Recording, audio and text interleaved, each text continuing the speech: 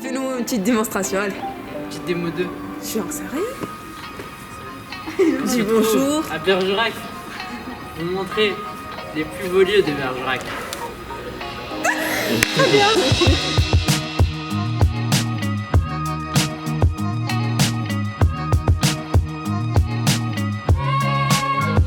Nous sommes 4 jeunes nés à Bergerac. Nous habitons cette ville et nous vous proposons de découvrir, de voir et d'écouter des Bergeracois qui nous parlent de toutes ces richesses à travers nos reportages. Nous avons découvert qu'il y a de la poésie partout. Notre ville pour nous, c'est la nature qui nous verse à son écrin.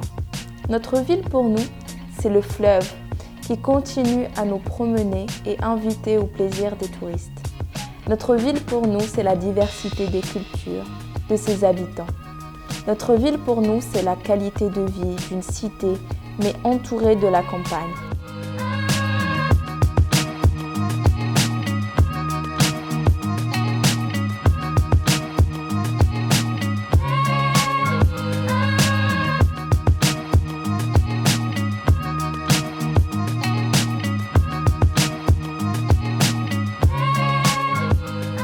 Notre ville pour nous a toujours été traversée grâce à ses richesses commerciales. Elle rayonne à l'international par son aéroport, ses vignes, ses châteaux, ses personnages célèbres. Notre ville pour nous est riche de son passé, qui transpire à travers ses vieilles pierres. Mais quelle est belle notre ville! Elle est sportive, historique, familiale, associative. On s'y sent bien chez soi. Nous voulons partager avec vous notre vision de la ville que nous aimons. Pour nous, il y a de la poésie partout. Laissez-vous entraîner dans le sillage de notre gabar, car nous allons apprendre ensemble à connaître Bergerac davantage.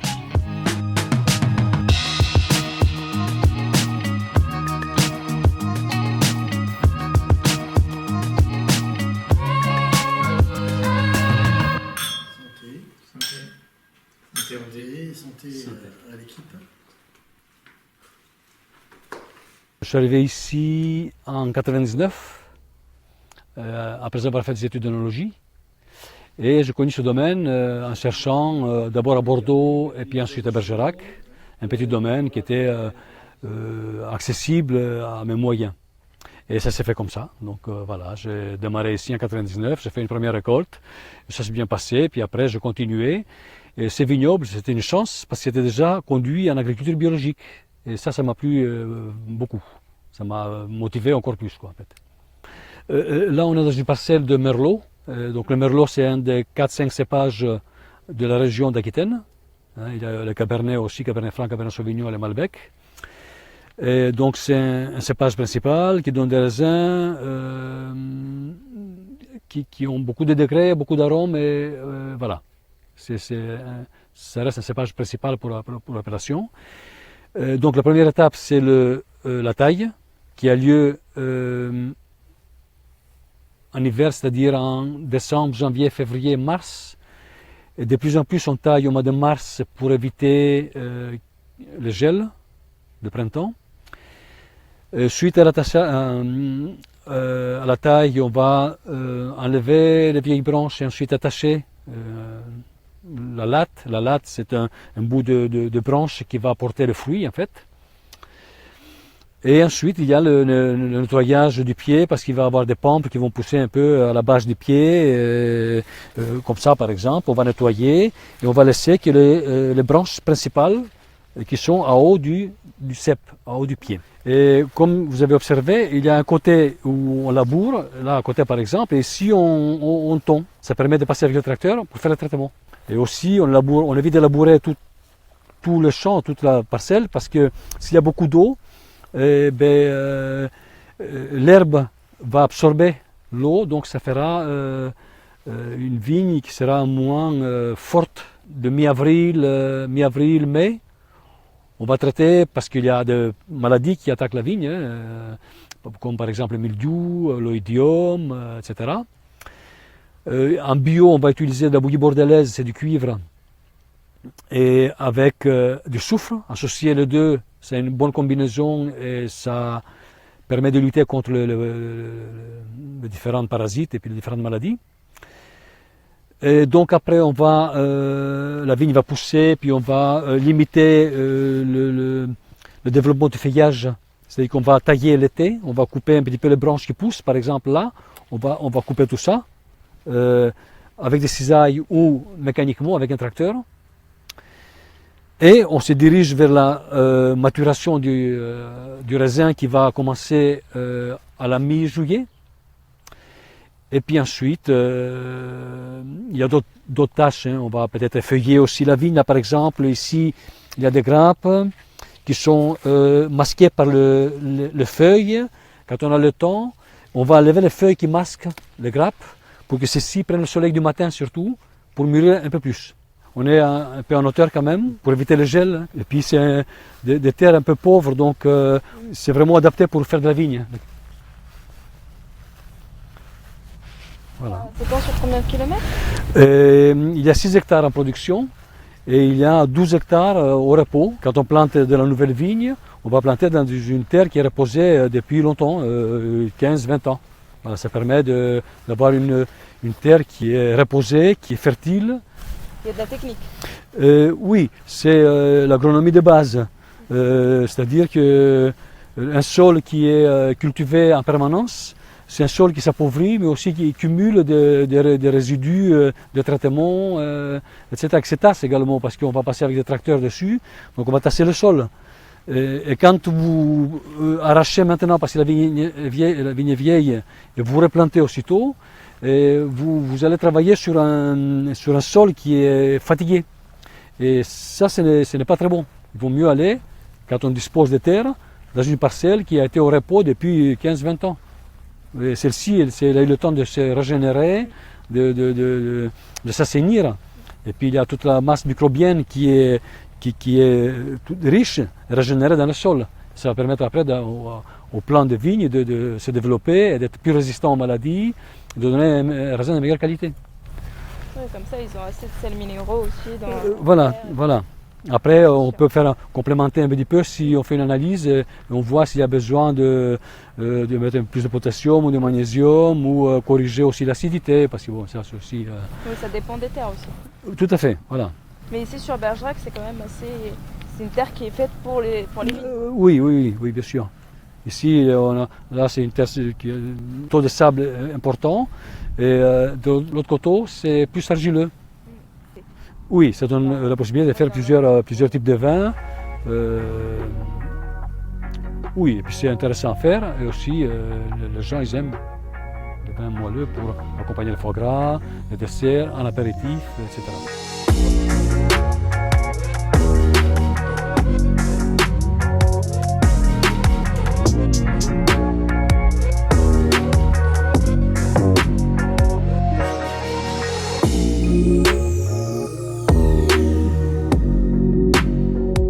Lorsqu'on a fini donc la première étape de vinification, c'est-à-dire la fermentation et la macération, on va soutirer le vin. Et le vin rouge, on va le mettre en barrique et le vin blanc dans les amphores. C'est un processus de maturation qui est indispensable pour le vin biologique sans sulfite parce qu'il faut que le vin respire sans être manipulé de manière mécanique avec les pompes, etc. Et la barrique, aussi bien la barrique que l'amphore, ça permet au vin d'avoir un apport d'oxygène, parce que l'oxygène, il assouplit le vin, il assouplit les tanins, etc. Donc, il va avoir donc un assouplissement, une maturation de vin, de rouge et de blanc, parce qu'il y a cette possibilité d'avoir de l'oxygène qui passe à travers le bois ou l'amphore, le grain. Voilà. Donc, le vin va rester ici pendant 1 à 1 an et demi, donc 12 à 18 mois. Et dans les amphores, quelquefois un peu plus, parce que il a besoin de plus d'oxygène en fait. Voilà. Mais de toute manière, on teste le vin, on le goûte, et puis on voit, on fait des analyses aussi si on a un doute, on analyse et puis on voit si le vin peut rester encore, a besoin de rester encore en barrique ou en amphore, ou s'il faut le mettre en bouteille. On a refait le bâtiment l'an dernier, Ici, c'était une étable avant. Et au milieu, là, il y avait les crèches, le mangeoire. Donc, il y avait des vaches ici. Donc, il a fallu rehausser le plafond pour pouvoir gagner de la hauteur. Donc, on a enlevé les crèches, on a enlevé les vieilles poutres, là, pannes. Et puis, on a refait. Donc, il a fallu mettre des colonnes, un clin d'œil à la Grèce, à mes origines. Et on a fait 3 sortes de colonnes. Là, c'est l'ordre dorique. C'est le premier type, ordre de colonne en Grèce. Ensuite, c'est l'ionique.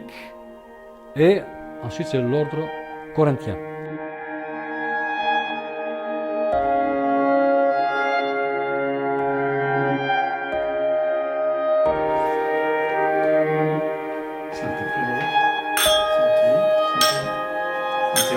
Santé à l'équipe.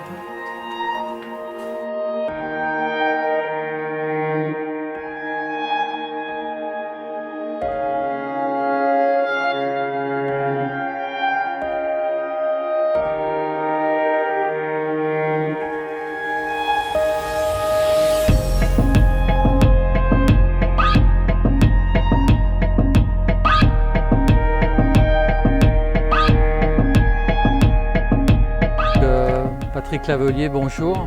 Je suis donc ingénieur à la ville de Bergerac au service technique et responsable du service espace paysager qui gère les espaces verts de la commune, un centre de production florale, également tous les espaces naturels. On a notamment donc, le parc de Pombogne qui fait partie des espaces naturels de la commune qu'on vous propose de visiter.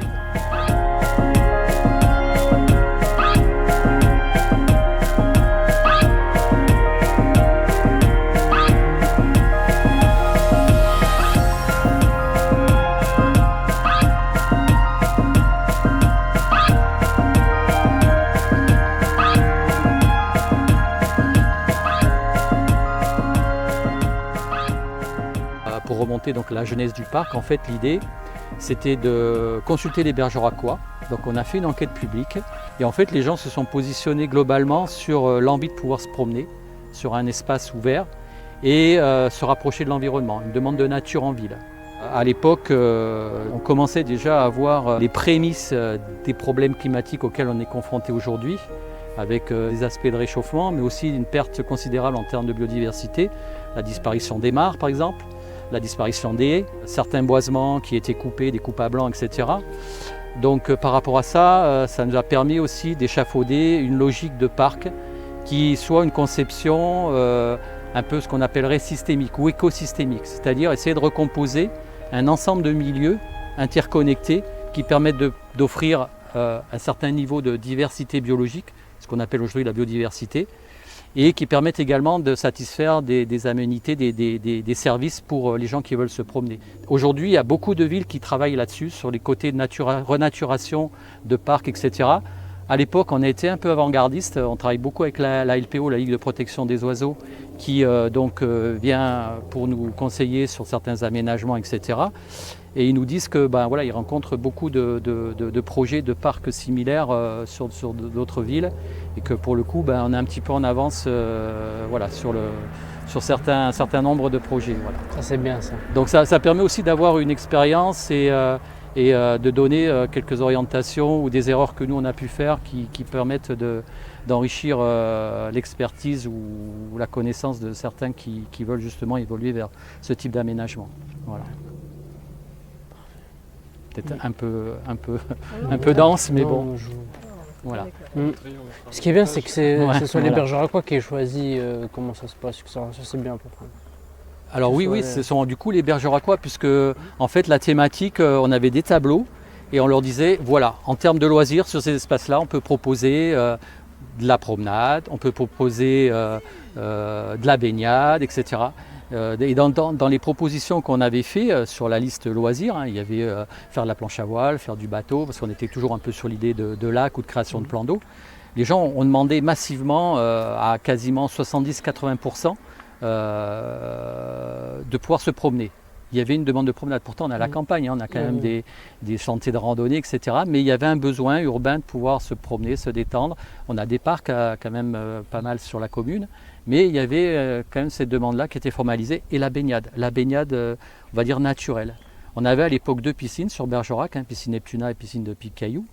Et on avait, semble-t-il, quand même des propositions pour la baignade, mais il y avait une demande de baignade naturelle. Alors je pense qu'il y avait un peu de frustration liée à la rivière Dordogne, sur laquelle on n'a pour l'instant pas de plage de baignade naturelle. On en a une qui pourrait s'aménager sur la place du Grand Coudou, peut-être ça se fera un jour. On avait la station d'épuration qui n'était pas loin, donc peut-être que ça ne se faisait pas aussi facilement que ça. Mais il y avait une demande de baignade naturelle. Donc voilà, c'est des choses qui ont été prises en compte dans le projet, avec notamment la réalisation d'un plan d'eau destiné à ça. Hélène m'a dit que ça faisait 25 ans que vous étiez sur le projet, etc. Vraiment 98. Sur la partie aménagement, Pambonne, etc. Du parc, c'est 98. Ça a bien vieilli ou... Ouais, plutôt bien.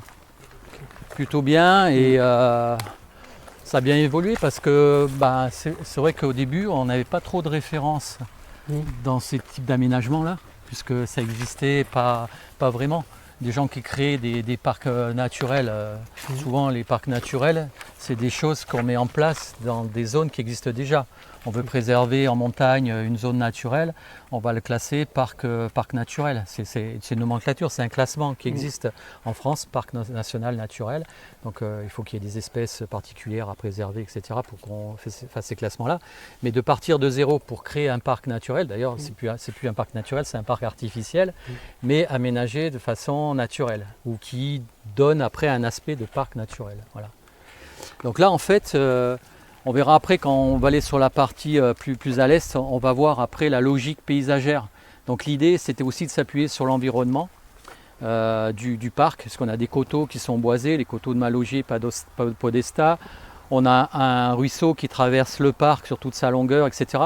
Donc tous les éléments forts, on va dire, de la nature qui existaient, on a essayé de s'appuyer dessus et d'avoir une logique en termes d'aménagement du territoire, d'aménagement paysager, quoi. Donc moi je me suis un petit peu appuyé là-dessus. Et tout en essayant de construire cette mosaïque d'habitat, c'est-à-dire d'avoir différents milieux interconnectés. Donc un cours d'eau, et des eaux courantes. Aussi essayer de préserver ou de restaurer des mares, donc sur des eaux calmes. On va voir créer des plans d'eau, c'est encore un autre milieu. Réintroduire la forêt, refaire de la forêt, puisqu'en fait là, le parc au tout début, les 80 hectares qui ont été achetés, c'était de la monoculture intensive. C'était de la céréale, c'était du maïs, c'était voilà. Donc il n'y avait pas, à part le long du cours d'eau, du ruisseau, où il y a ce qu'on appelle des arbres, la ripisylve sont les arbres qui accompagnent le cours d'eau. Il n'y avait pas de végétation, c'était uniquement des prés et on a commencé à replanter et on a vraiment démarré petitement. Mais par contre les gars qui sont arrivés là étaient hyper motivés et on a commencé à replanter. On a planté en tout je pense à peu près 3500 arbres et environ 5000 arbustes. Et puis après on fait confiance à la nature, puisque du coup la nature est généreuse. Elle crée elle-même après des habitats nouveaux, les glands qui tombent, germent, etc. Enfin voilà, on a pas mal de choses qui se mettent en place après naturellement. Mais quand on se balade là, on n'a pas l'impression que tout a été planté il y a 20 ans, quoi. Comment ? Ça fait du sport. Voilà. Nous de base on voulait voir Pambonne, parce que je m'en souviens, tout l'été, tous les vacances d'été on venait à Pambonne, on se baladait, on se baignait, etc. Donc je me suis dit, pour moi c'est ça ma richesse. Parce que la moitié du temps on est à l'école, on fait etc. Et l'été on vient tous ici. Ben, c'est important ce que tu dis, parce qu'en plus, si tu veux, le parc, il s'est fait aussi dans un quartier nord, qui est un quartier sensible, qui est un quartier qui fait partie aussi des quartiers, on va dire, sur lesquels il faut apporter des choses. Du cadre de vie, du bien-être, parce que typiquement, le secteur de l'ACAT, au départ, dans les années... je n'ai pas connu moi, mais dans les années 60, 70, je ne sais pas quand ça s'est fait. Ça s'est fait, on avait une logique d'aménagement et de concentrer les populations dans des endroits, dans des quartiers, alors qu'aujourd'hui on est plus sur la mixité sociale. C'est quand même beaucoup mieux pour intégrer, échanger, partager les services. Mais moi et mon ami qui filme là, à chaque fois on fait de Naïrac, de Jean Capelle, etc. Jusqu'à Pambonne à pied et on vient, on se baigne, etc. C'était des bonnes vacances cette année.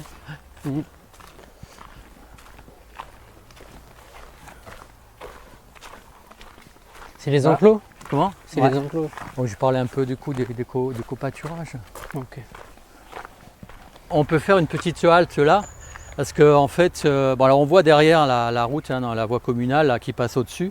Donc derrière, on a les fameux coteaux de Podesta, on est sur la forêt de feuillus, forêt mélangée. Hein. Nous, bien évidemment, on n'a pas replanté des espèces exotiques, hein, on a travaillé sur des espèces autochtones, chêne, charme, érable, érable champêtre, tilleul, etc. Voilà.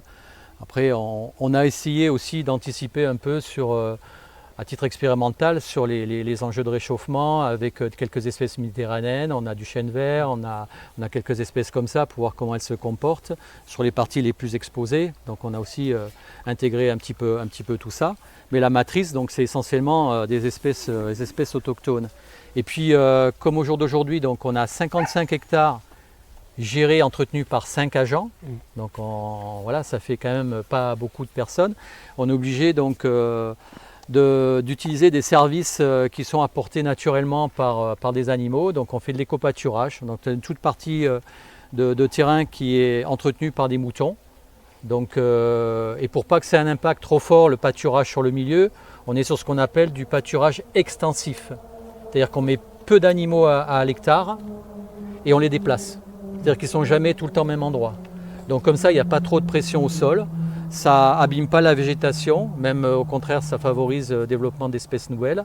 Et donc on n'a pas d'impact sur le milieu et en même temps, nous, ça nous facilite grandement le travail pour ne pas avoir à entretenir. Voilà. Et puis voilà, des surfaces comme ça, si on devait les entretenir, il faut forcément le faire avec des engins mécaniques. Donc le bruit, la pollution, les consommations de carburant, le bilan carbone, il n'est pas bon du tout. Donc les animaux, pour ça, rendent un service très intéressant. À tel point que ce service, d'ailleurs, on l'a transféré sur les berges et qu'on met maintenant aussi des moutons sur les berges de la Dordogne. Voilà. Autrefois, il y avait donc le parcellaire était comme c'était souvent un parcellaire un peu bocagé. On avait souvent des fossés comme ça. Donc là, c'est pas un cours d'eau, c'est simplement un fossé et qui était bordé de haies, etc. Donc nous, on essayait de le reconstituer. On a replanté quelques arbres le long. Et puis quand on avait des fois quelques arbres, on n'en avait vraiment pas beaucoup, hein, peut-être une dizaine d'arbres sur les 55 hectares qui restaient un peu là comme celui-ci. Hein. Nous, on ne l'a pas planté, celui-là existait déjà. Donc on a essayé de les préserver au maximum et voilà, pour maintenir quand même un peu la végétation qui existait au départ. Voilà. Après, tout le reste autour a été planté. Mais bon, on a un ou deux sujets comme ça de temps en temps qui étaient là et qu'on essaie de préserver. Alors, après, il y a la question de la gestion des arbres, qui est encore une autre problématique sur le plan, on va dire, sanitaire et mécanique. Donc voilà, est-ce qu'un arbre comme ça, il faut laisser le bois mort? Est-ce qu'il faut le nettoyer pour qu'effectivement on puisse sécuriser ça au maximum? Si on devait le faire à l'échelle du parc, c'est complètement ingérable. Et on est là aussi pour essayer de reconnecter l'homme à la nature, pour prendre en compte que le milieu naturel, c'est pas du zéro danger. Il y a aussi des choses, voilà, on peut se faire piquer par une abeille ou une guêpe, il y a du bois mort dans des arbres, enfin voilà. Il faut intégrer des choses qu'on a de plus en plus de mal à intégrer dans le milieu urbain. En ville, on est à un niveau de confort qui aujourd'hui pose problème. Parce que dès qu'il y a des feuilles sur le trottoir, il faut venir les balayer. Dès qu'il y a une petite branche morte sur un arbre, il faut venir la couper. Enfin voilà, s'il y a une racine qui dépasse dans la cour d'école, attention, les enfants peuvent tomber, c'est pas possible. Donc voilà, on arrive à un niveau de confort et d'exigence qui est peut-être pas soutenable avec les enjeux qui nous attendent demain. Donc il va falloir vraiment se poser des questions aussi par rapport à ça. Donc, c'est une petite parenthèse en passant, mais là, ça permet aussi une certaine reconnexion et d'appréhender quand même des choses qu'on a peut-être un peu oubliées.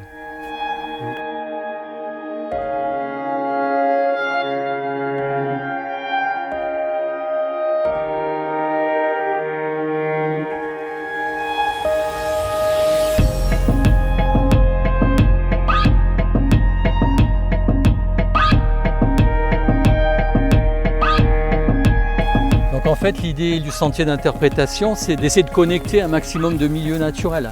Et alors, milieu naturel, milieu aménagé par l'homme, mais avec une dimension nature assez forte. Et un des principaux milieux qui disparaît, sur tous les territoires français d'ailleurs, c'est les mares. Les mares, on est de plus en plus sur du comblement de mares parce que c'est les problèmes des moustiques, parce que les batraciens ça fait du bruit, parce que ci, parce que là. Voilà, donc nous on essaie de réhabiliter ou de recréer donc ces petits aménagements-là. Et on a pas mal de classes qui viennent d'ailleurs travailler là-dessus parce que les mares c'est super intéressant en termes de diversité biologique. Au printemps, c'est une explosion de vie. Il y a des batraciens, il y a des oiseaux, il y a des insectes, il y a tellement de choses que voilà, c'est un vrai petit zoo. Et on a beaucoup d'écoles qui viennent pour travailler sur les mares. Et comme on avait restauré quelques mares petites et qu'on avait des fois des classes de 25-30 gamins qui venaient dessus, bon, ben, ça avait un impact sur le milieu. Donc ces mares-là, on les laisse tranquilles. On en a créé une comme ça un peu plus artificielle, qui est plus adaptée pour pouvoir recevoir les scolaires, qui est donc un peu plus grande, etc. Alors après, elles ne sont pas sous leurs meilleurs angles parce que ben voilà, 2022, ben on sera sur une année de sécheresse qu'on n'a quasiment jamais connue. En tout cas, moi, depuis que je suis sur le parc, c'est-à-dire depuis 1998, on n'a jamais vu d'année de sécheresse comme ça. Sur les nappes phréatiques, on est à plus d'1,50 m de battement par rapport à un niveau normal, on va dire, et on n'a jamais vu ça. Voilà. Donc là, c'est vrai que c'est un peu inquiétant. Et bon, voilà. En même temps, ça ne veut pas dire que pour autant, dans l'hiver, on n'aura pas des grosses inondations. Hein, mais voilà, on est sur les grands écarts entre ce qui peut tomber et ce qui peut disparaître. Voilà. Donc c'est sûr que l'eau, c'est un des gros enjeux de demain. Accessoirement, au départ, voilà, nous, sur le parc, on essaye d'accueillir un peu aussi la faune auxiliaire. Là, en l'occurrence, on a un hôtel insecte qui a besoin d'un petit coup de peigne quand même. Ça permet aussi d'héberger des insectes et d'avoir la faune qui nous aide, hein, parce que la faune auxiliaire présente sur le parc très tôt pour lutter contre des pathogènes, des parasites, etc. Voilà. Et puis il y a des oiseaux d'ailleurs qui aussi viennent parfois s'y nourrir. Il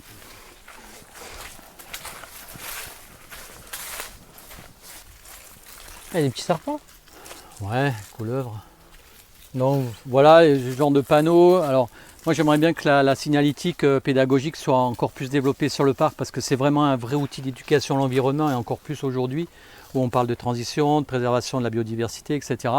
Et là, à chaque fois, on essaie d'aborder une thématique. Donc là, c'est ce qu'on appelle le réseau trophique, en gros la chaîne alimentaire.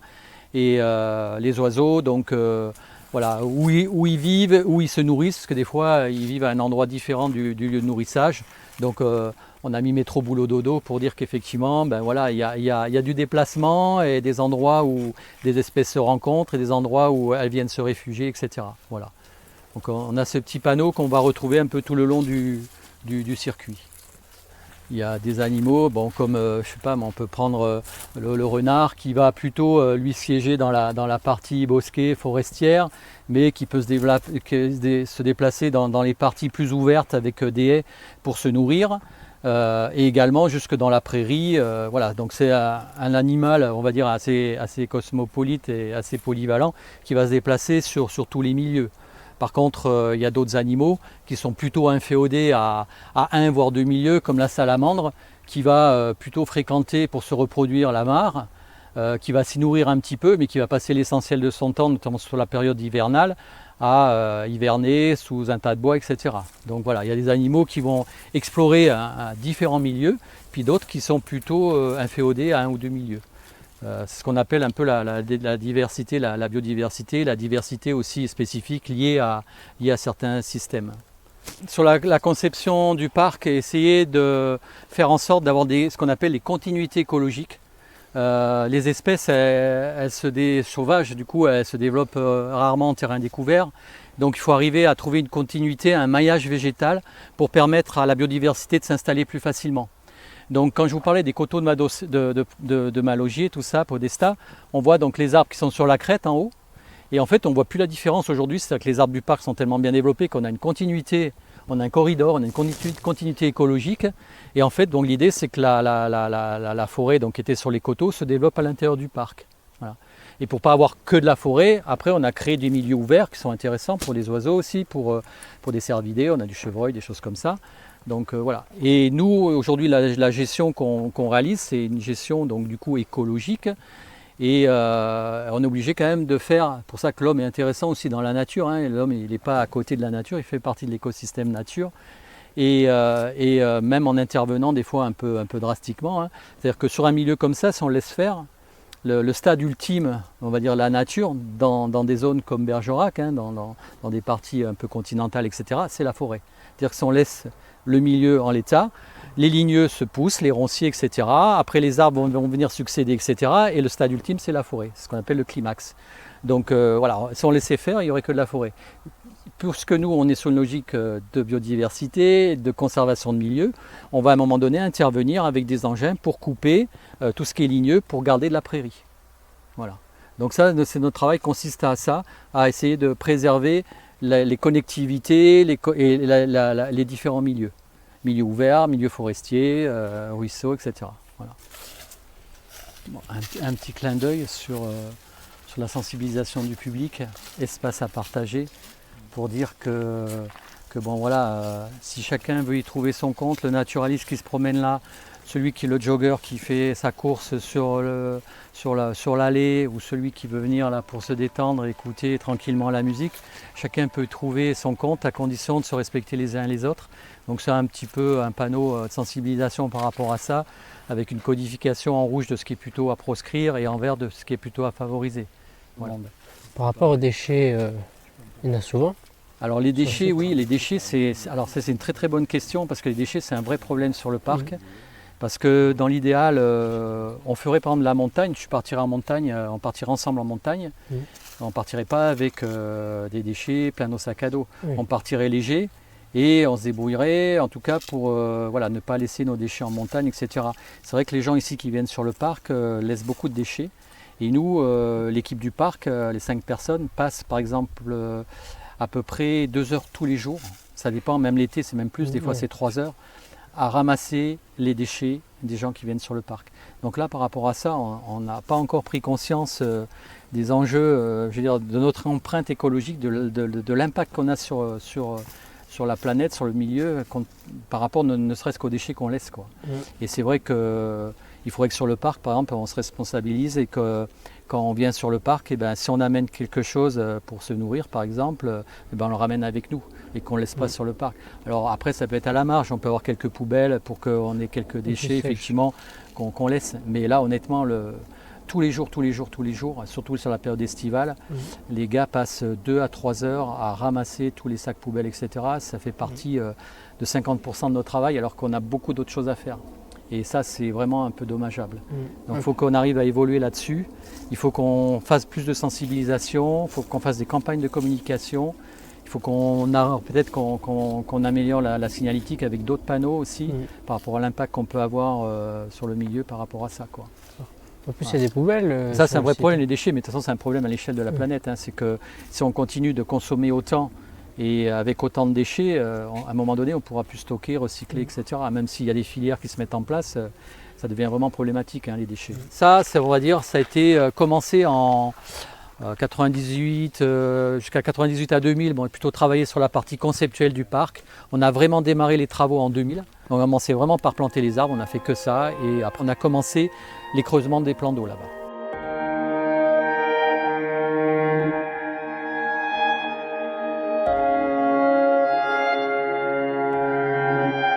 En même temps, on voit que sur le parc, on fait ce qu'on appelle la gestion différenciée, c'est-à-dire en fonction de la fréquentation du public et de l'usage qu'il y a des différents espaces. Il y a des zones qui sont très entretenues, donc là la plage en l'occurrence, où on ramasse les déchets vraiment tous les jours pendant la période de baignade et tout. On a tondu toutes les parties de plage pour que les gens puissent s'étendre les serviettes, etc. Puis on a des parties comme ça plus naturelles, donc où on laisse la végétation se développer, etc. On fait éventuellement qu'un entretien ou 2 par an. Et puis il y a des parties encore plus naturelles qu'on vient de visiter sur la partie nord, où là on laisse vraiment la nature s'exprimer et on va intervenir une fois tous les 5 ans pour ouvrir des espaces, etc.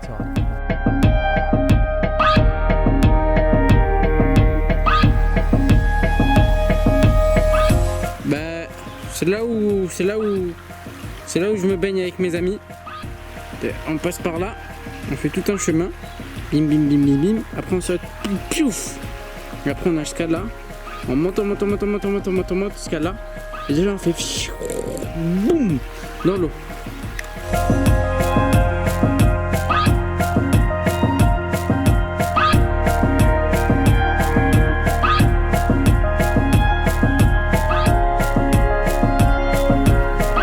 Donc là on a le cours d'eau qui traverse le site du nord au sud et qui s'appelle le Codo. Donc c'est un cours d'eau, alors en France les cours d'eau sont classés en catégories. Là on est en ce qu'on appelle en première catégorie piscicole, ça veut dire qu'on accueille ce cours d'eau accueille des espèces migratoires comme notamment, alors il n'y a plus de saumon, il y a de la truite, encore de la truite fario, alors sauvage, puis on a réintroduit aussi. Autrefois il y avait du saumon qui remontait un peu dans le cours d'eau, etc.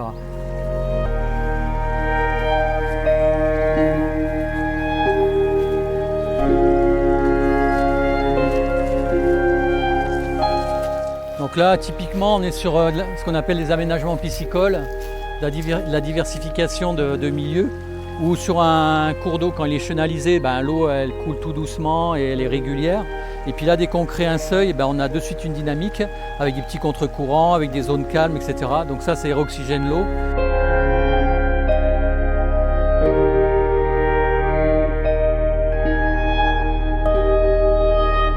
Alors la zone naturelle, vous allez voir, contrairement au plan d'eau baignade qu'on a vu, elle est beaucoup plus complexe en termes de berges, d'aménagement, etc. On a souvent des îlots, on a créé des anses avec pas beaucoup de profondeur, on a créé aussi des fosses beaucoup plus profondes pour permettre ce qu'on appelle une stratification thermique, c'est-à-dire des couches d'eau froide pour certaines espèces puissent se reproduire, notamment sur des poissons comme les truites, etc. Voilà, donc on a une zone qui est beaucoup plus travaillée au niveau des berges pour avoir un maximum d'habitat. Voilà, diversifié au maximum. Voilà. On a au fond, je ne sais pas si vous voyez, on a des troncs avec des plateformes qu'on a construites, qu'on a aménagées, des plateformes métalliques qu'on a montées avec des élagueurs.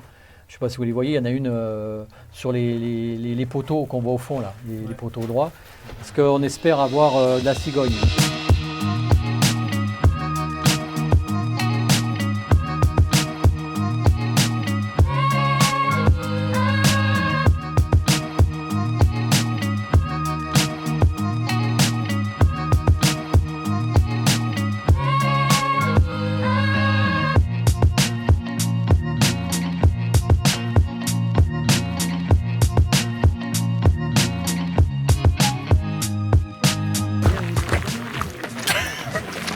C'est bon, je l'arrête.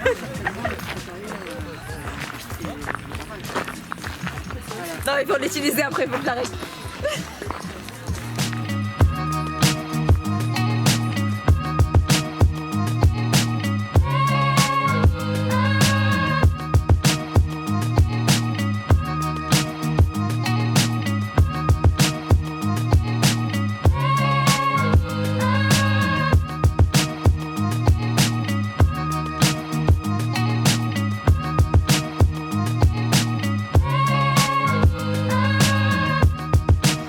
Alors je suis archéologue et j'ai eu le plaisir d'être l'archiviste de la ville de Bergerac pendant bien des années. Et aujourd'hui je suis à la retraite, mais je continue à aimer ma ville et à s'intéresser à son histoire. Alors comment est né Bergerac? C'est une ville qui est témoin de la reprise de l'essor urbain à l'époque, mais au début du bas Moyen-Âge, c'est-à-dire aux alentours de l'an 1000, 1050. Et c'est un château comtal qui a engendré ici, qui a amorcé ici le processus urbain, en faisant naître au pied de sa tour un bourg. Et le pouvoir de ce château a apporté à ce bourg natif des éléments de croissance. D'abord en imposant un marché, qui s'y tienne un marché, puis ensuite en aménageant un pont pour traverser la rivière, et enfin en instaurant un port fluvial, un port marchand au pied de ce bourg. Et ces éléments ont permis à ce bourg de rapidement se singulariser dans la vallée par une brutale croissance, rapide croissance, durant le XIe et le XIIe siècle.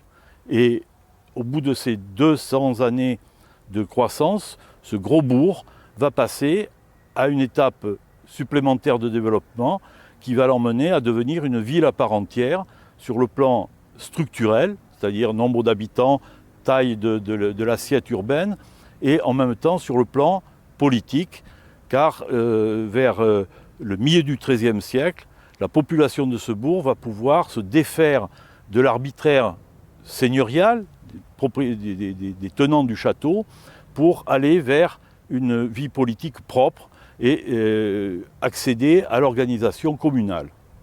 Premier point qui a modelé vraiment l'identité de la ville, le grand commerce. Et puis la capacité de sa population, éduquée par ce grand commerce, à savoir s'adapter aux conjonctures politiques. Durant la période médiévale, au XIVe siècle et au XVe siècle, cette ville va se trouver en frontière entre le jeu des rois qui se disputent l'Aquitaine. Tout le monde a en mémoire la lutte entre les rois de France et les rois d'Angleterre pour la maîtrise de l'Aquitaine. Et Bergerac va être au centre du jeu pendant une centaine d'années et saura s'adapter, même quand elle se trouvera un peu seule, un peu démunie de la protection des puissants.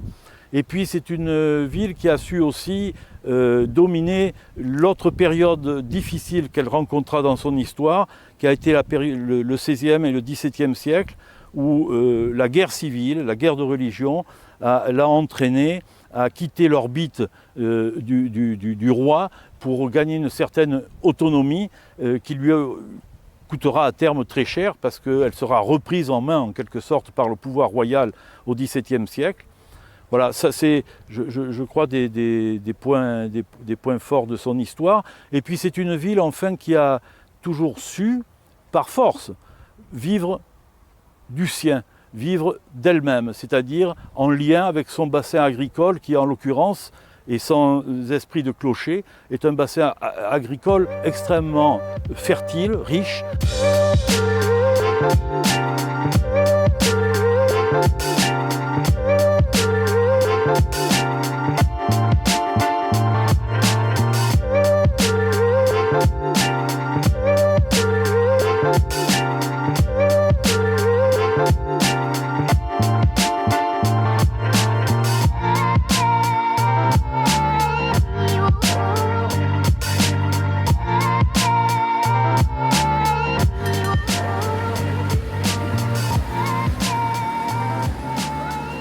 Une des caractéristiques du paysage de Bergerac et de la vieille ville, ce sont les maisons en pente de bois qui sont très nombreuses. Et cet art de la charpente à Bergerac rejoint l'art des barricailles, c'est-à-dire de tous les fabricants de tonneaux, de la vaisselle vinaire, et aussi la facilité et l'architecture navale, nautique qui se construisait au bord de la rivière. Cette proximité du bois donne aussi beaucoup d'intimité, de chaleur au climat de la vieille ville et ordinairement frappe et séduit les visiteurs. L'honnêteté nécessite une petite mise au point avec Cyrano de Bergerac et la relation entre ce personnage qui est double et la ville.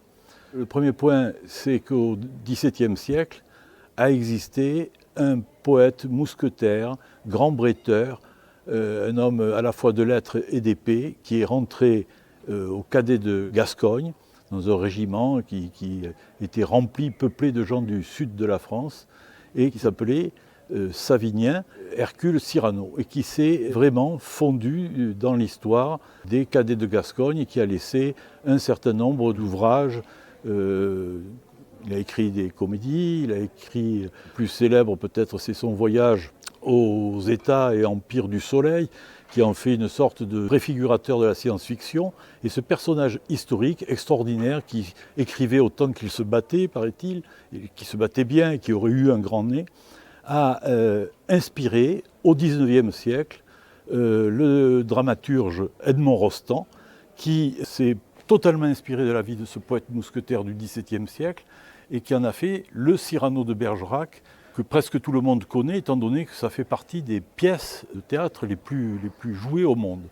Et Cyrano de Bergerac est un héros parfait qui séduit ordinairement toute personne qui lit ou voit l'œuvre montée au théâtre d'Edmond Rostand. Et Bergerac, finalement, a hérité de ce personnage à la fois littéraire et du personnage historique par le biais du mot Bergerac. Et ce mot Bergerac, finalement, c'est la seule chose qui relie ces deux personnages, le personnage littéraire, l'invention inventée par Edmond Rostand, et le poète mousquetaire. Et vu la célébrité du personnage, une ville comme Bergerac ne pouvait pas rejeter, laisser les glissements de l'histoire qui ont associé ces deux héros, ces deux personnages à la ville. Et on ne refuse pas la célébrité de ce personnage, et j'espère simplement que Bergerac s'efforce d'être à la hauteur du mythe et du caractère parfait que transporte le Cyrano de Bergerac, héroïque d'Edmond Rostand. On doit faire un scénario, donc on va faire le scénario. Qu'est-ce qu'on doit dire? Je sais pas. Je suis au commandeur et Je me dis, bah, on y va, on va voir le président. On va voir le... c'est un peu l'improviste là. On va voir le président. C'est génial. On va l'interviewer et on vous montre ça tout à l'heure. Heureusement, je me suis trompé là, on est avec les bananes, on est tout prêt, etc. On va interviewer le président. Oui. Enfin, le président. Le conseil départemental. Le président du conseil départemental. Donc là, on est avec toute l'équipe technique, avec les petites équipes techniques, etc.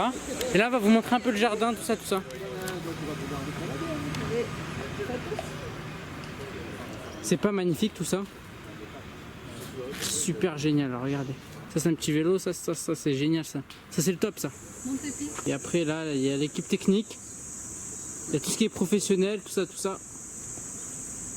Et c'est magnifique. Là il y a une jeune personne qui boit. Et ça c'est le conseil départemental. C'est pas génial, c'est pas super beau ça? Super beau. Et tout ça, c'est grâce à nous, grâce à vous, grâce à l'équipe, grâce à tout le monde, on vous remercie. On vous fait des gros bisous. Au revoir. Moi, je m'appelle Germinal Perrault. Je suis à la fois par ma mère originaire du Périgord, de Castelnau, de Beinac, par mes grands-parents. Et du côté de mon père, je suis espagnol, puisque mes grands-parents sont venus de la région de Valence et de la région de Barcelone au début du siècle dernier. Donc j'ai deux racines, j'ai de doubles racines, une racine périgourdine et une racine en Espagne. Les richesses de la Dordogne, elles sont multiples, parce que c'est un très beau département par rapport à son patrimoine. Vous avez dans le Bergeracois le château de Montbazillac qui est magnifique, le vieux Bergerac qui est magnifique, maintenant le château de Bridoire, la bastide de Montpazier, la bastide d'Aimé, la ville d'Issigeac qui est très belle. Bon, vous avez les quais Cyrano là, sur le port. Enfin, vous avez beaucoup de sites qui sont très très beaux dans le Bergeracois. Puis il y a cette vallée de la Dordogne. La Dordogne, c'est le pays des 1000 châteaux, c'est le pays des grottes et c'est le pays de la préhistoire, puisque c'est nous qui avons une des plus belles grottes ornées du monde, on peut dire du monde. Moi je dis c'est la plus belle, mais bon, il faut respecter les autres aussi. En tout cas, c'est une des plus belles au monde, qui est la grotte de Lascaux. Donc c'est un très beau département où il fait bon vivre et où ceux qui le souhaitent peuvent, je crois, s'y installer. Et pour vous, c'est quoi forcément la richesse qui est la plus importante d'un point de vue plutôt personnel? Alors, personnellement, moi je profite beaucoup de la nature. Je ne vous l'ai pas dit, mais depuis que je suis gamin, j'ai toujours fait du sport. Hier après-midi, j'ai couru les championnats d'Aquitaine de descente de rivière sur la Garonne. Voilà, je fais encore des courses de canoë. Et je fais ça depuis que je suis gamin, depuis que j'ai 12-13 ans. Et pour moi, à titre personnel, pour mon plaisir à moi, c'est l'eau. Et je ne passe pas une semaine sans aller sur l'eau. C'est là que je me ressource, c'est là que je vis, quoi. Je pêche et je fais du kayak. Donc pour moi, l'eau, c'est ce qui m'intéresse le plus, quoi. D'un point de vue du réchauffement climatique, est-ce que la Dordogne, elle est touchée? Oh, la Dordogne est touchée. On vient de vivre une semaine là assez extraordinaire, puisqu'on a battu des records absolus. Hein. Plus de 40 degrés au Cap Ferret, dans les Landes, enfin, etc., etc. La Dordogne, elle est directement concernée. Personne ne peut le nier aujourd'hui. Et est-ce que le département peut faire quelque chose? Alors, le département, il y travaille pas depuis longtemps dans plusieurs directions. D'abord, il essaie de favoriser ce qu'on appelle les déplacements doux, c'est-à-dire il essaie d'encourager les déplacements à vélo en créant des voies vertes. On a aidé la création de la voie verte à Bergerac, qui je crois est une belle réussite. Il a aidé en essayant de créer des sentiers. On a aujourd'hui 10 000 km de sentiers en Dordogne qui ont été balisés dans toutes les communes, etc. etc. On a mis un plan, ça c'est pour les déplacements. Après, on a fait en sorte de moderniser les voies ferrées. On a participé à la modernisation de la voie ferrée entre Bergerac et Libourne, qui nous permet de gagner 40 minutes entre Sarlat et Bordeaux, de façon à favoriser l'utilisation du train. On a créé des aires de covoiturage pour que les gens se rassemblent et se déplacent moins chacun avec leur voiture. Sur le plan de l'énergie, il y a au moins 20 ans, le département a mis en place ce qu'on appelle un plan bois-énergie. Et aujourd'hui, on a une cinquantaine de sites, une cinquantaine de points de chaleur qui sont alimentés non pas avec du pétrole ou avec du gaz, mais qui sont alimentés avec du bois, puisque comme on a 45% de la superficie qui est boisée, eh on utilise beaucoup le bois. Donc les forêts, elles servent aussi de thermostat, et en plus elles ont un autre avantage, c'est qu'elles stockent le carbone et elles créent de l'oxygène. Donc on a intérêt à les préserver. Et on a intérêt à boiser nos villes et à planter dans nos villes. Parce qu'on a oublié ça, mais dans le Midi, dans le sud de la France, ils avaient des allées de platanes partout, dans les villes. Dans les villes. Et c'était pas pour rien. C'est parce que les platanes, l'hiver, ça pousse beaucoup, ça donne de la fraîcheur. Du coup, notre département est quand même assez riche. Ah ben, de ce point de vue, on est même très riche, puisqu'on a presque la moitié de la surface de la Dordogne qui est boisée. On en a 45%. Et la forêt, contrairement à ce qu'on peut penser, elle gagne du terrain chaque année. Elle s'étend chaque année. Et en 1976, ils ont créé les réserves de biosphère. Ce sont des secteurs, ce sont des territoires, on pourrait dire, où on mène des politiques pour protéger la biodiversité. Alors, comment c'est venu en Dordogne? Il y a 30 ans, en 1992, on a créé, dans le bassin de la Dordogne, on a créé un établissement public à l'époque qui regroupait 6 départements, le Puy-de-Dôme, le Cantal, la Corrèze, le Lot, la Dordogne, la Gironde, autour de la rivière Dordogne. Et on a créé cet établissement qui s'appelle Épidore et qui avait pour objectif justement de protéger la biodiversité, de protéger la qualité de l'eau, d'assurer un développement harmonieux de la vallée de la Dordogne et du bassin, etc. Et il y a 10 ans maintenant, en 2012, on a posé notre candidature et on a dit, voilà, on souhaiterait être labellisé, que le bassin de la Dordogne soit labellisé réserve de biosphère. Et Bergerac, c'est vraiment une très belle ville, d'abord par son importance, par le poids qu'elle représente, mais aussi par son étendue. Parce qu'on est frappé à Bergerac de voir comment à 1 km de la cathédrale, vous avez des quartiers qui sont bâtis avec des quartiers très étendus. Donc c'est une belle ville et je pense que Bergerac aujourd'hui a des moyens de communication que le reste de la Dordogne n'a pas. Vous êtes à 1 heure de Bordeaux en train et on me dit qu'on commence à le sentir, qu'il y a des gens de Bordeaux qui viennent travailler sur Bergerac. Vous avez l'aéroport que le département soutient très largement sur le plan financier. Mais avant le Covid, l'aéroport c'était plus de 300 000 passagers tous les ans qui se posaient à Bergerac et qui venaient essentiellement d'Europe du Nord, enfin, beaucoup d'Angleterre, de Belgique. Et aujourd'hui, on a ouvert une ligne vers Porto, par exemple, qui marche très très bien.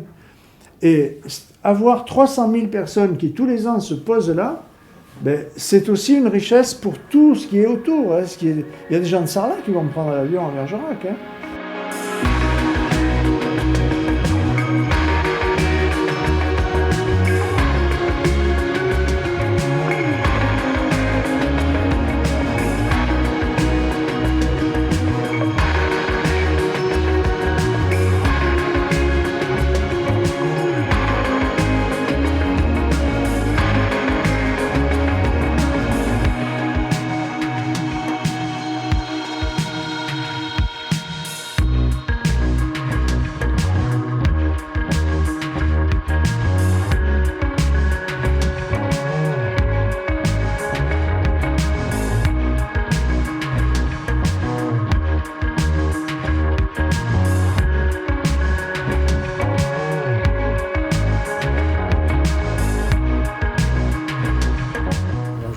présente Sébastien Métayer. Quel est votre rôle à l'Aéroclub? À l'Aéroclub, en fait, je suis un bénévole. Je suis pilote d'abord, pilote à l'Aéroclub de Bergerac, et bénévole puisque je m'occupe un petit peu de la vie du club. Je fais partie du comité directeur avec d'autres personnes. Donc moi, j'ai le rôle de vice-président et secrétaire adjoint. Et aussi, je m'occupe essentiellement des jeunes, en fait, puisque je m'occupe d'un atelier aéronautique qui explique aux jeunes comment fonctionne un avion. Et ils vont passer à la fin de l'année, à chaque fois, un examen pour sanctionner en fait leur apprentissage de toute la théorie, toute l'initiation aéronautique. Je venais tout petit à Bergerac voir les avions décoller avec mon vélo. Je traversais Bergerac en vélo pour voir les avions décoller, mais j'ai jamais pu apprendre à piloter. Et donc quand je suis revenu à Bergerac m'installer définitivement, je suis venu à l'Aéroclub pour apprendre à piloter. Depuis combien de temps il existe cet aérodrome? L'aérodrome Cet aéroclub. L'aéroclub a été fondé en 1930. Il s'appelle l'Aéroclub de Dordogne, pardon. Et puis maintenant il s'appelle l'Aéroclub de Bergerac. Donc ça fait 70, 80, 92 ans. Qui sont les personnes qui adhèrent à l'Aéroclub? Alors tout le monde. Tout le monde. Tout le monde peut adhérer. Il y a des pilotes qui adhèrent sans voler. Puis après il y a des gens qui viennent pour piloter pour leur loisir et d'autres qui viennent pour apprendre à piloter. Bonjour Hamid. Je m'appelle Hamid Setar, comme tu as pu le savoir. Comment tu t'appelles? Kylian. Kylian comment? Dubarry. Dubarry, d'accord. Qu'est-ce que ça t'a apporté l'Aéroclub de Bergerac? Ça m'a permis de faire mes heures de vol pour ma licence PPL. Donc c'est une licence qui permet de voler dans des avions de ce genre-là. Et ce qui m'apporte plein de connaissances dans l'aéronautique et le milieu de l'aéronautique. D'accord. Depuis combien de temps tu le fais? Depuis juillet dernier. Donc d'ici 2 mois ça fera 1 an. Et j'en suis à peu près à une trentaine d'heures. Tu comptes faire quoi après ça? Après, j'aimerais me lancer dans des études d'ingénieur pour ensuite devenir pilote de ligne. D'accord. Quelle est la tranche d'âge un peu pour, Alors essentiellement des jeunes jusqu'à 25 ans. Et puis après on a encore des pilotes, mais il y a un petit trou entre 25 et 45 ans. Et puis après c'est des pilotes qui ont au-delà de 45 ans. Pilotes ou élèves pilotes. Ils viennent ici, pourquoi ils apprennent quoi ici? Donc là, en fait, ici, on apprend à piloter des avions. Donc on fait que des licences privées, c'est-à-dire que c'est des licences pour prendre plaisir à voler. On ne peut pas en vivre après par derrière. Si on veut vivre de notre pilotage par l'arrière, il faut qu'on passe des licences supérieures qui seront dans d'autres établissements. D'accord. Comment fonctionne un avion, par exemple? Alors ça, c'est très compliqué. Il faut beaucoup de temps. La partie essentielle d'un avion, elle se situe ici, là, sur le dessus de l'aile, ce qu'on appelle un extrados. En fait, le vent, quand il va s'écouler sur cette partie-là, il va s'accélérer, ce qui va créer une dépression. Et c'est cette dépression qui va aspirer l'avion en l'air et donc qui va te permettre de voler. Voilà. L'essentiel se fait ici, par-dessus. Après, il faut le diriger, il faut pouvoir naviguer, donc avoir des instruments de navigation, dialoguer avec les contrôleurs, connaître la réglementation, la météorologie, parce qu'on voit dans un environnement qui évolue toute la journée, donc il faut le connaître aussi. Donc on se retrouve.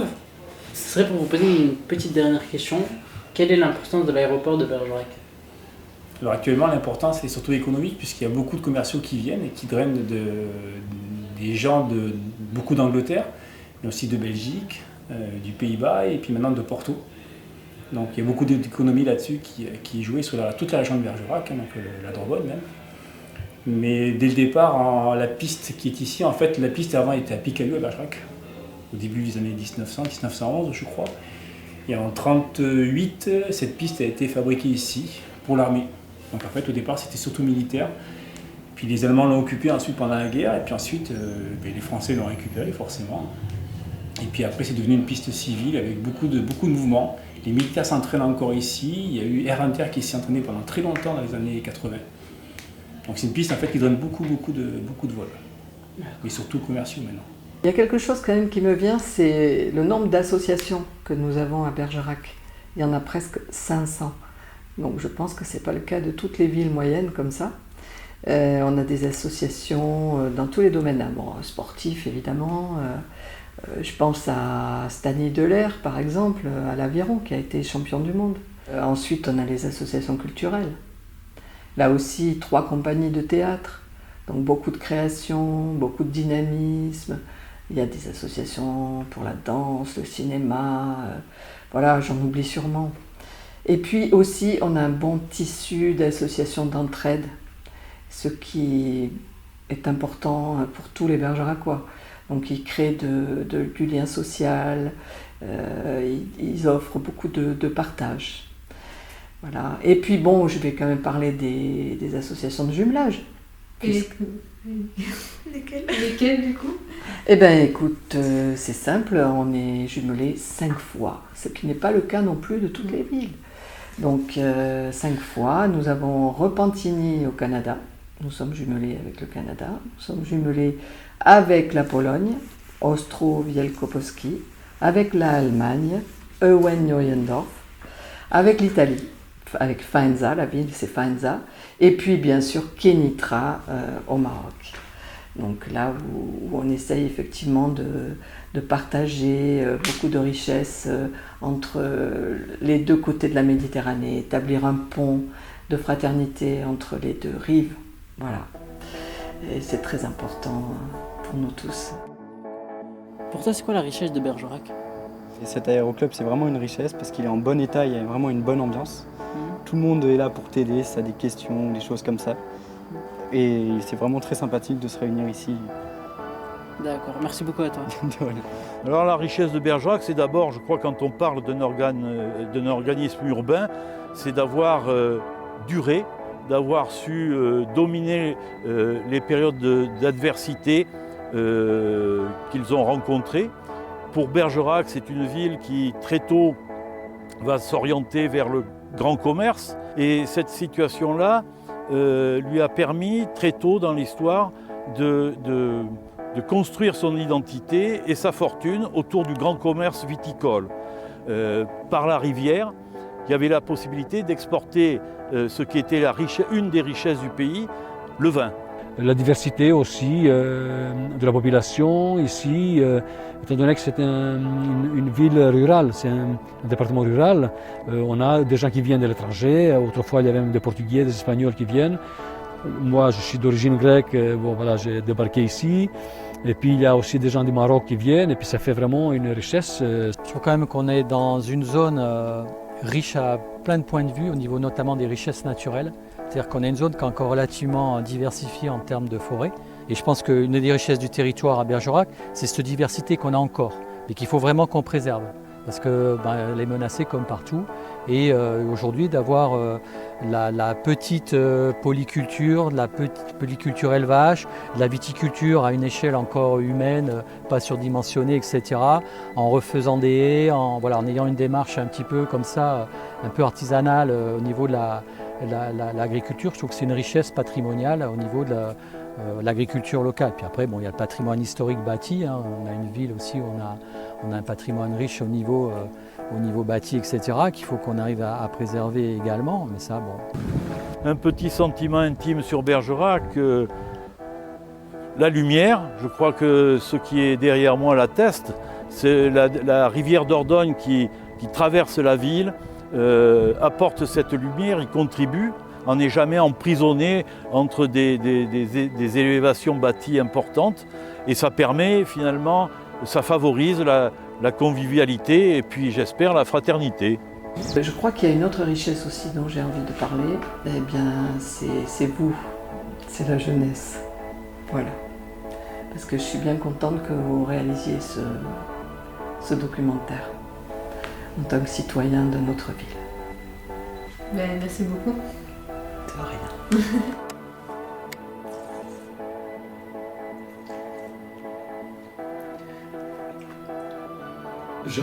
J'attends avec impatience le verdict.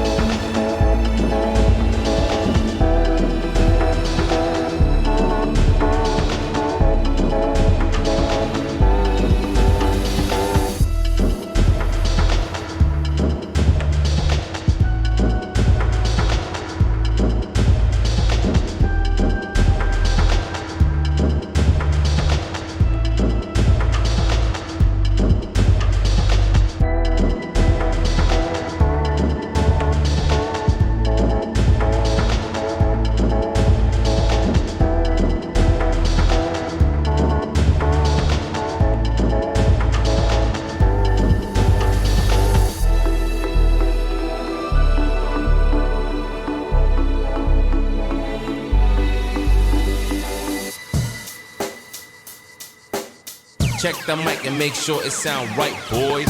Oui.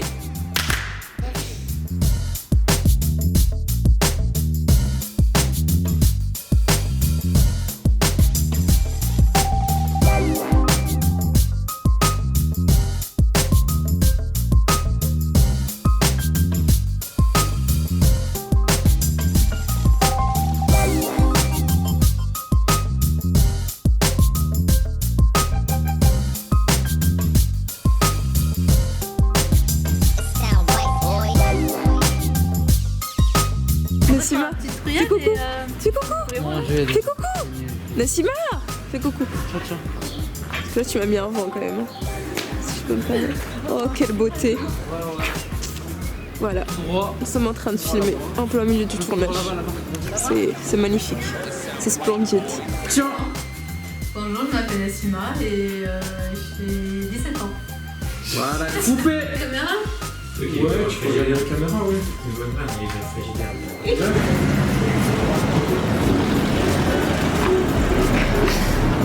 C'est pas grave, on recommence. Ça fait partie du travail.